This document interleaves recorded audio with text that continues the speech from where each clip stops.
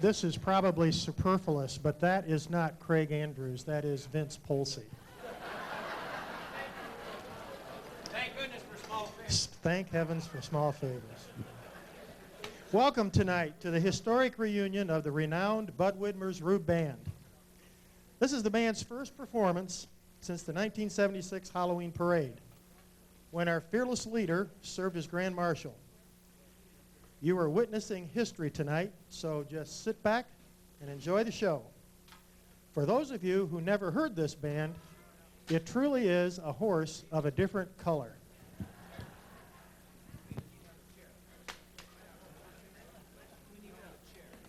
Yes, now we have trombone slides falling out of trombones. We're going right along with the script here. This was brought here tonight. This is Bud's official trombone from 1934.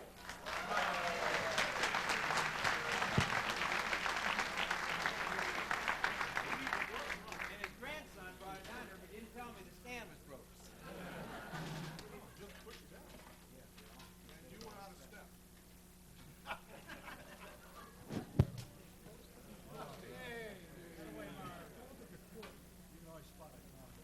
All right, everybody set. Old Green Mare. Concert app. Concert app. Concert app. Say that script again. You wrote that so nice.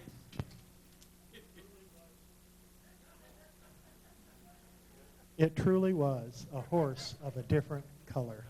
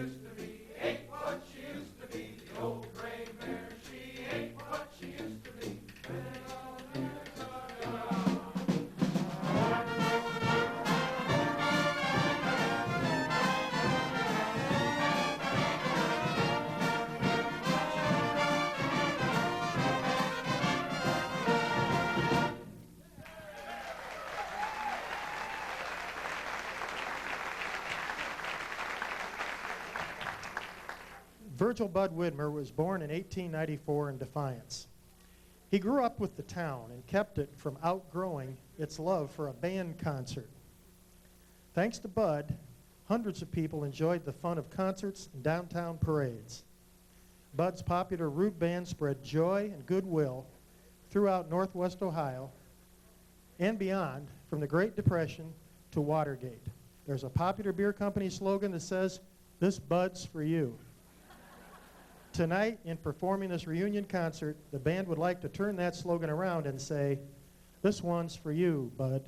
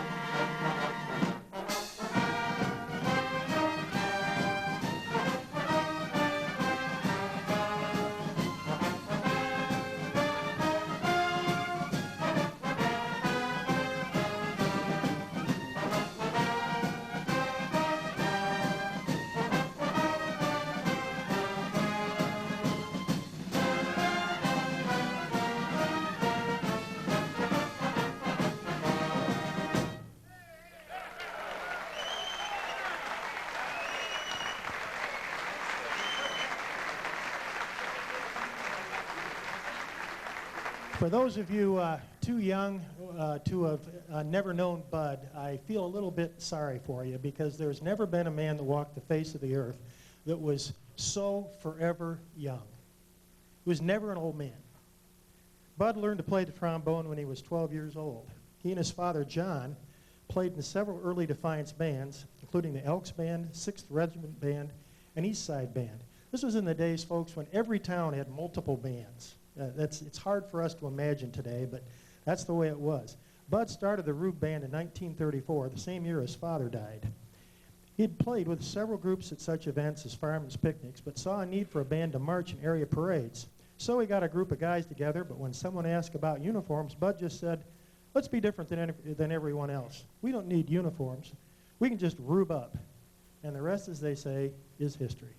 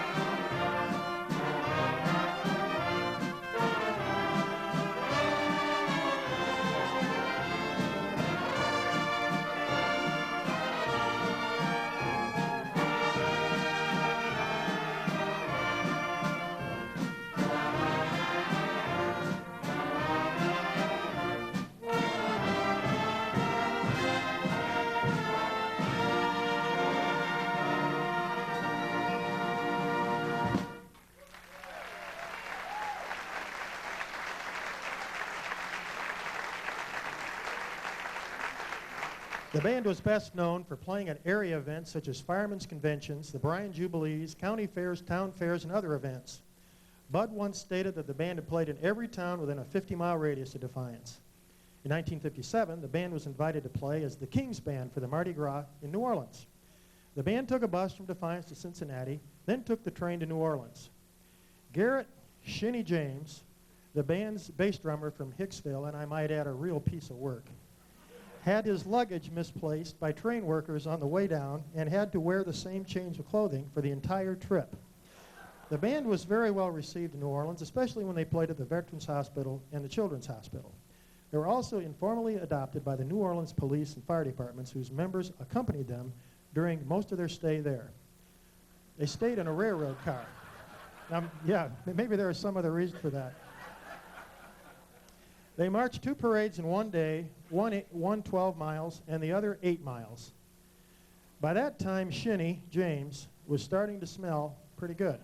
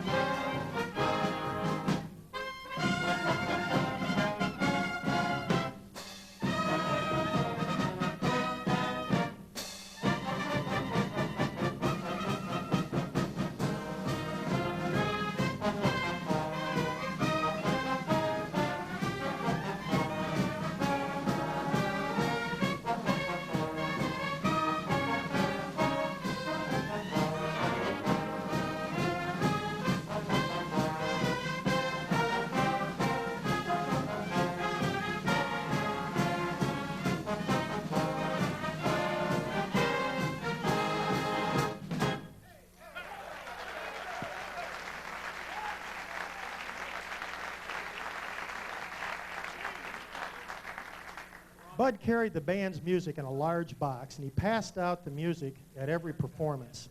Each of the marches had a number from 1 to 100. That's how, you'd say, let's do number 57 or number 22, Barnum Bailey's or whatever. However, many of the tunes the band played were known as jam tunes, such as Old Gray Mare, Wild Irish Rose, and Back Home Again in Indiana. Jam tunes in other quarters are known as head arrangements by other musicians, which means there's nothing written down, it's just up here. That's a jam tune. The most famous jam tune of all was Down on the Farm. One night after Bud announced that the next song would be Down on the Farm, first time Rube band member asked, "What number's that?" Looking for it, wildly through the music. He was told by the other members that it was number 13 and a half. From that moment on, Down on the Farm became known as 13 and a half. So without further ado, here is good old 13 and a half.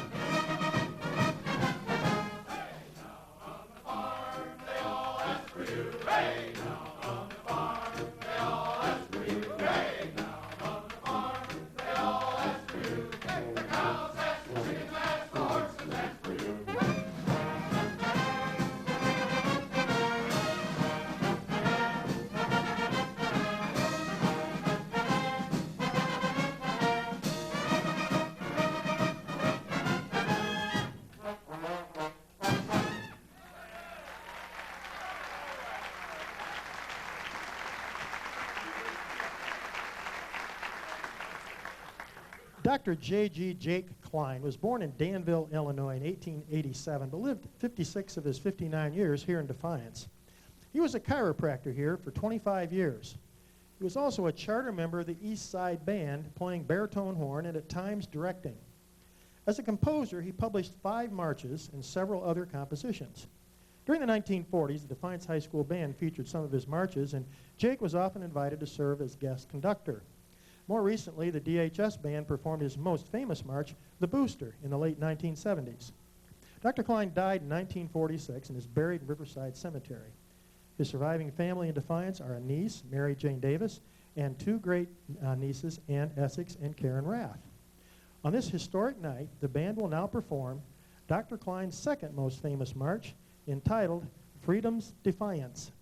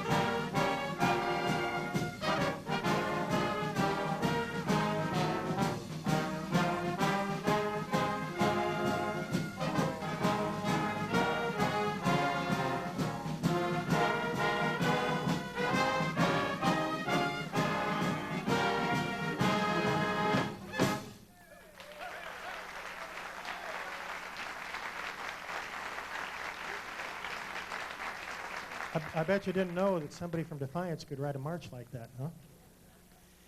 In the late summer of 1969, the band received an invitation to play at Neil Armstrong's homecoming parade in Wapakoneta on September 7th of that year. You'll recall just in July, Neil Armstrong had walked on the moon. The famous astronaut, a Wapakoneta native, had been the first man on the moon a few weeks earlier. Defiance attorney Carl Wiener and Ohio Governor Jim Rhodes, two of the band's biggest fans, were influential in the band being invited. Wasn't this the place that Vince Polsey was supposed to be out of step?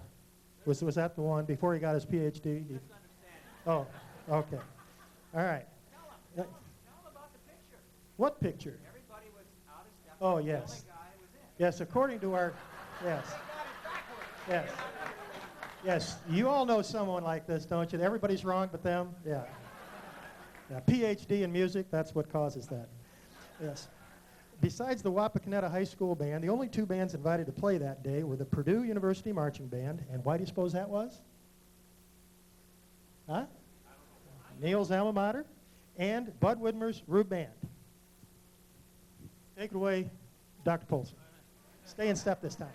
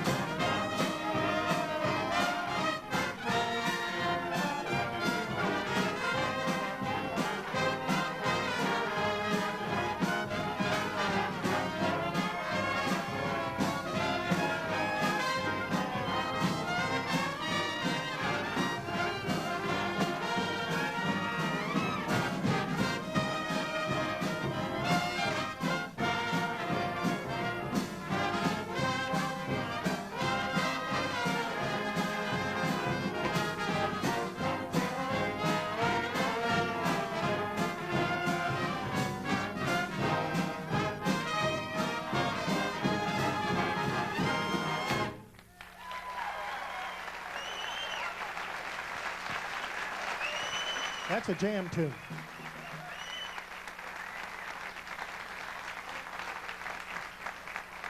One of the band's favorite events was the annual Pemberville Fair, held in late August of each year.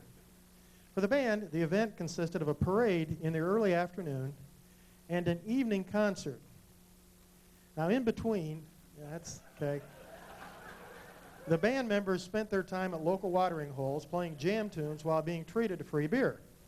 That was always a good deal for the proprietor, since the band's music would always bring a large crowd into the bar.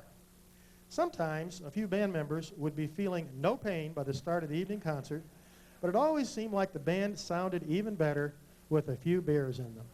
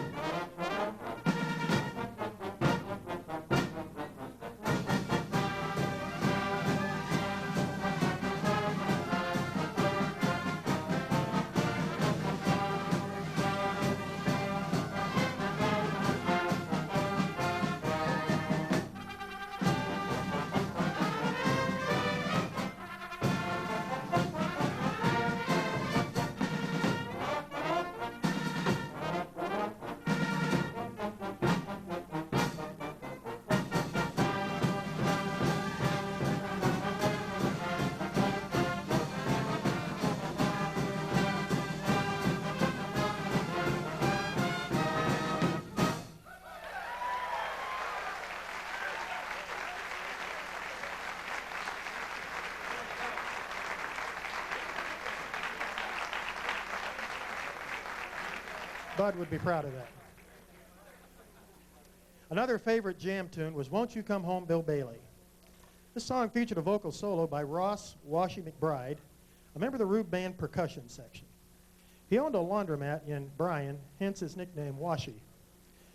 To be perfectly honest, Washy's singing voice was never compared to Perry Como, but his gyrations, mannerisms, and style were something to behold. Washy was aware of these reunion plans, but unfortunately passed away this last fall. This song, which features a surprise soloist, is dedicated to the memory of Ross Washy McBride. Are you ready?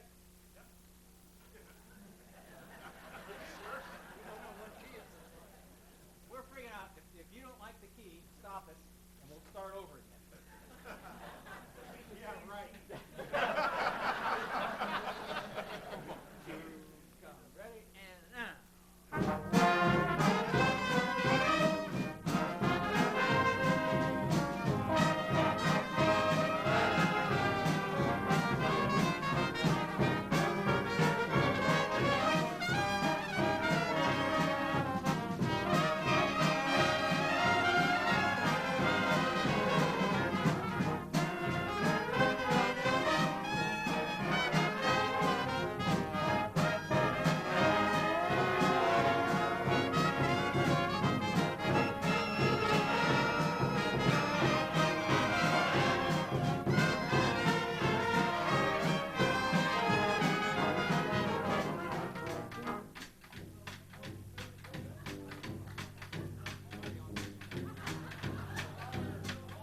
night long.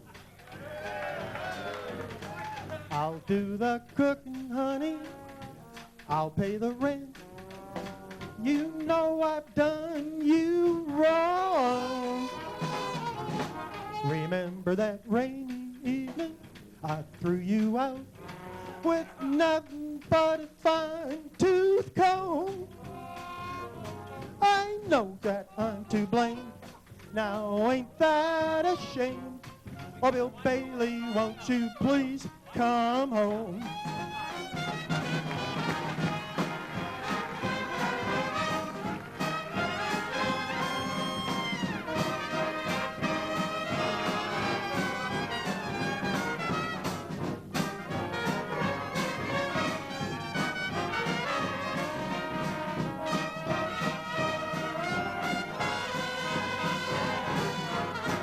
Remember that rainy evening I threw you out with nothing but a fine-tooth comb.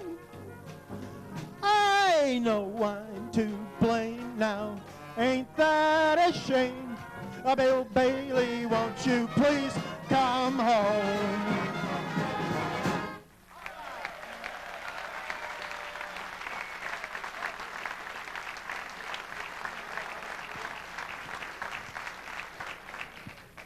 Well, my birthday's the same as Frank Sinatra. The only thing. That's exactly right. Famous entertainer and comedian Joe E. Brown directed the band during the 1960 Firemen's Convention held here in Defiance. In 1969, world-renowned cornetist Wild Bill Davidson, a Defiance native, played with the band during a concert at Kingsbury Park. By the way, Bud knew Wild Bill as a young man practicing outside the library on the banks of the Maumee. I remember him telling me about that, and it was always a real treat for me to listen to Bud talk about that stuff. But with or without the talent of these special guests, one of the most remarkable aspects about the band was its consistently amazing sound.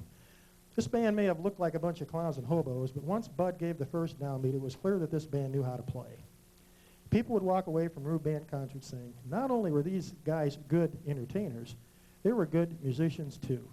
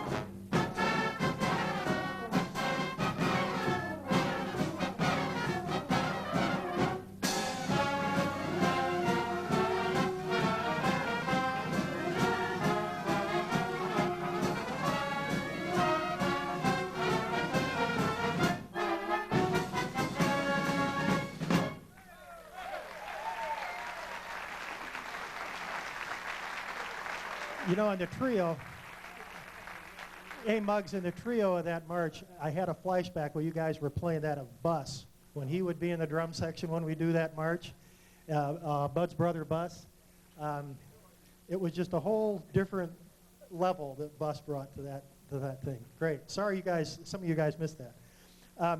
You won't hear that last march played very often, by the way. It's too difficult for most bands. And I'm not kidding.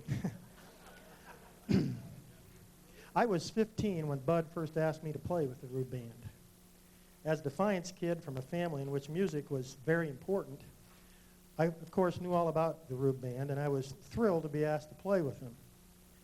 I couldn't believe I'd be playing with all the guys I'd always looked up to, especially trumpet players like Dick Garber and Junie Rock, and, whose son's here tonight, and Walter Buer, guy from Stryker, who I recall the first parade with him. He was a retired band director from Stryker.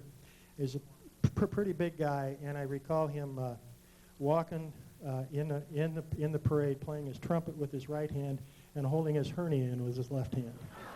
No kidding.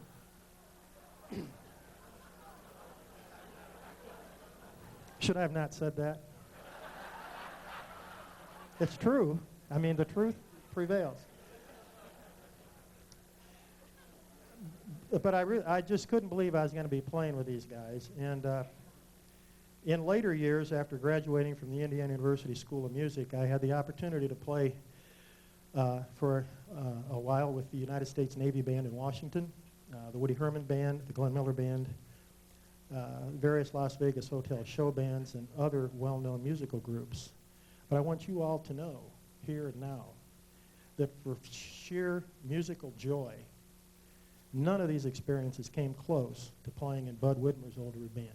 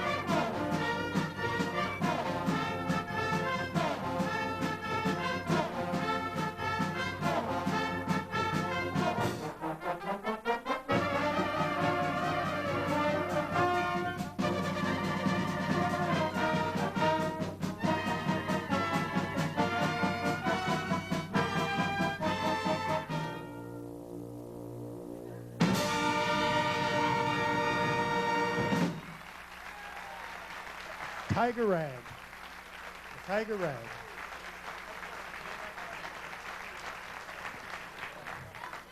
Many individuals played in the Rube Band through the years, and it would be impossible to name all of them at this time. However, a few of the notable ones who have passed on include original members Walter Baldy Linhart, Carl Siebold, Homer Goldstein, Bud's brothers Don and Bus, Walter Miller, Emil Teagarden, Walter Core, Shinny James. You know, I knew him 2 years before I realized that the two consonants in the middle of his name weren't T's.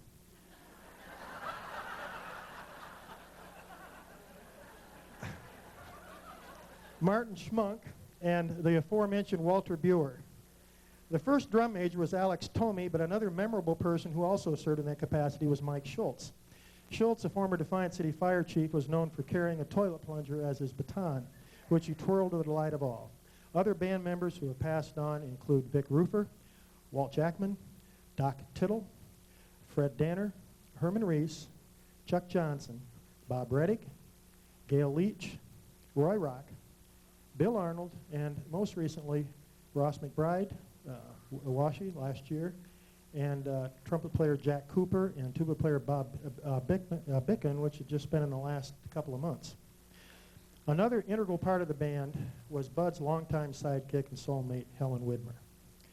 Helen was responsible for much of the band's organizational work behind the scenes, like the little pay envelopes we used to get, and the little brown envelopes had $5.60 in it, stuff like that. No kidding, all individually done lovingly by Helen. She also attended virtually every Rube band performance. Early on, when I first started playing with the band, my mother wouldn't let me go unless I rode with Bud and Helen. Her smiling face, contagious laugh, marvelous personality, and world-famous cream-filled sticks will never be forgotten.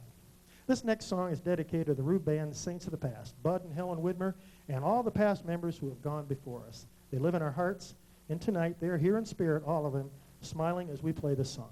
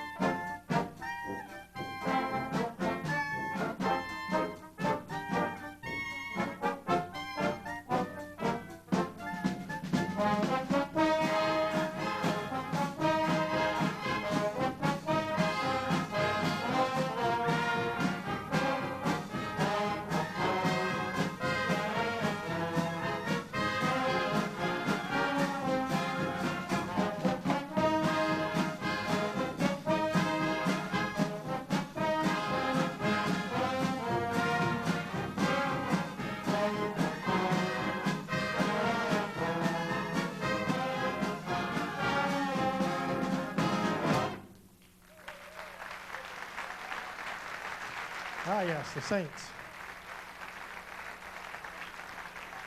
Besides being a great musician and a great band leader and a great guy, Bud Widmer was also a great American.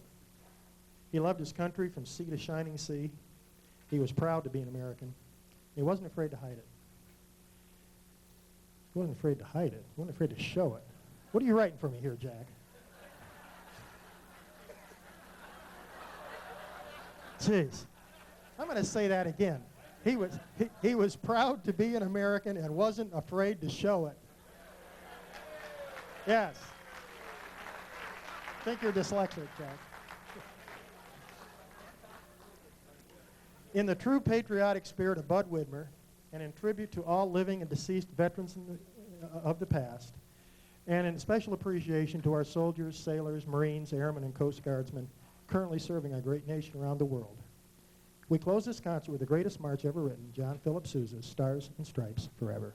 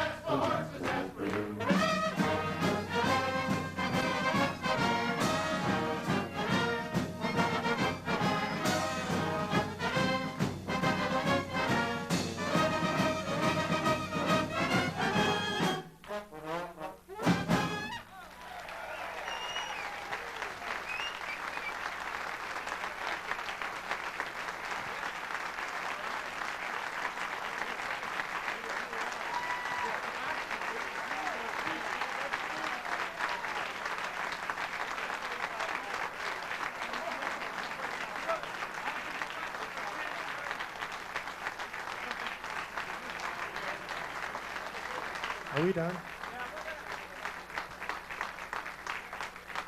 Parade in Pemberville in about 2 hours. There's a parade in Pemberville that begins at 10:30.